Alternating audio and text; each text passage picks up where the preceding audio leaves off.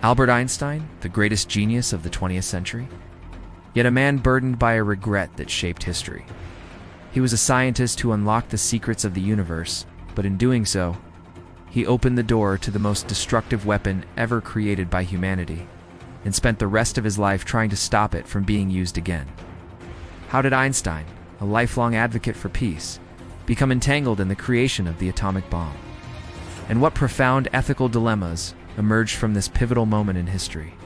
This is the story of a brilliant mind, a fateful decision, and a warning that echoes through time. To understand Einstein's choice, we have to go back to the darkness of 1930s Europe. As the Nazi regime rose in Germany, science was no longer a pure pursuit of knowledge. It was being twisted into an instrument of ideology and hate. Einstein, being both Jewish and a prominent public intellectual, became a primary target. He watched in horror as his colleagues were dismissed. His theories were denounced as Jewish physics, and the nation he once called home descended into madness. In 1933, realizing his life was in danger, fled to the United States, finding refuge at the Institute for Advanced Study in Princeton. But this new home came with a new, heavy moral responsibility. He had escaped the hatred, but he couldn't escape the shadow of what he knew was scientifically possible. At the heart of this story is an equation so famous it's a cultural icon, E=mc². But it's more than just letters on a blackboard. It's a key that unlocks the fundamental nature of our reality. The equation revealed something both simple and terrifying: that a tiny amount of mass could be converted into an immense amount of energy. For years, this was purely theoretical. But then, scientists in Europe made a breakthrough: nuclear fission. They discovered that if you split the nucleus of a heavy atom, like uranium, it releases a fraction of that incredible energy. More importantly, it also releases more neutrons, which can then split other atoms, creating a chain reaction, self-sustaining, explosive, and unimaginably powerful release of energy. The theoretical horror of E=mc² was now on the verge of becoming a practical weapon. By 1939, the world was on the brink of war. A group of European physicists who had also fled to America, led by the brilliant and persistent Leo Szilard, grew increasingly alarmed. They had seen firsthand the scientific prowess of Germany and were convinced that Hitler's scientists were working to weaponize nuclear fission. They knew they had to warn the American government, but who would listen to a small group of immigrant scientists? They needed a voice of unquestionable authority. They needed Albert Einstein. At first, Einstein was hesitant. The idea of using science for such destructive ends was abhorrent to his pacifist beliefs. But Szilard was persuasive. He laid out the terrifying possibility: a single bomb delivered by boat could destroy an entire port city. The thought of Nazi Germany possessing such a weapon, unopposed, was a nightmare.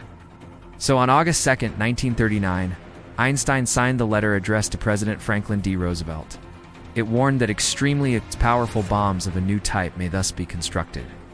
He recommended that the U.S. government take immediate action to secure uranium supplies and fund research. That signature, born of fear and a sense of duty, set in motion a chain of events that would change the world forever. The letter sparked the creation of the Manhattan Project. The Manhattan Project was the largest, most secret, and most expensive scientific undertaking in history.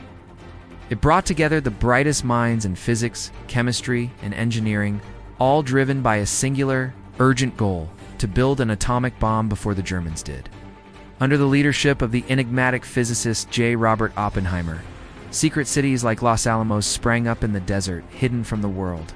Secrecy was absolute. Thousands of people worked on the project without knowing its ultimate purpose. The stakes were astronomical, and the pressure was immense. Here's a crucial point: Albert Einstein did not work on the Manhattan Project. His pacifist leanings and German background made him a security risk in the eyes of the U.S. government. He was kept out of the loop.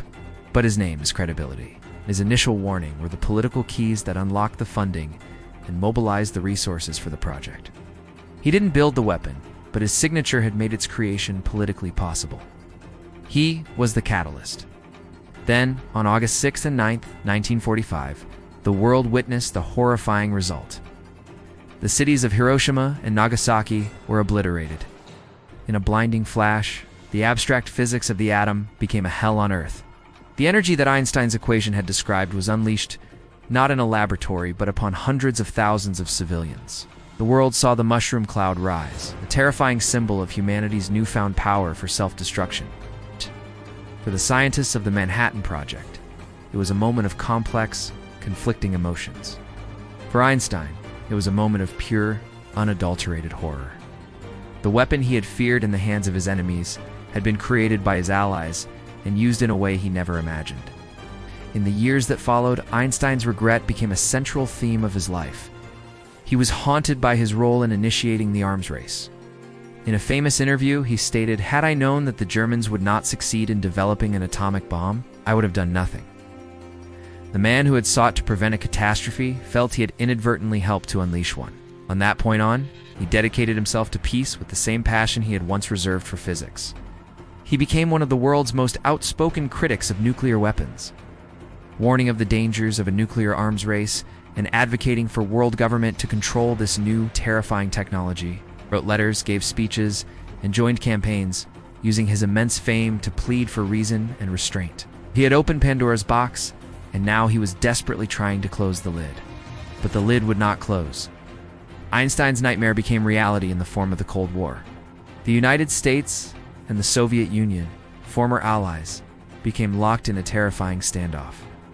Both sides stockpiled thousands of nuclear weapons, each capable of destroying the other many times over. The world lived for decades under the constant threat of mutually assured destruction. Science, which Einstein saw as a universal language for understanding the cosmos, became a hostage to nationalist politics and military strategy. The ethical questions he had wrestled with were sidelined in favor of an arms race that pushed humanity to the very brink of annihilation. Einstein's story is more than just history. It's a timeless and urgent warning. His legacy isn't just in his revolutionary theories about space, time, and gravity. It is also a profound moral lesson about the responsibility of science. Today, we stand at new frontiers: artificial intelligence, genetic engineering, autonomous weapons. These fields hold the promise of incredible wonders, but they also carry the risk of unimaginable catastrophes. Just like nuclear physics in the 1930s, the direction they take will depend entirely on the hands that control them and the ethics that guide their development. Albert Einstein didn't build the bomb, but his involvement, born from a desire to protect the world, helped open the door to the atomic age.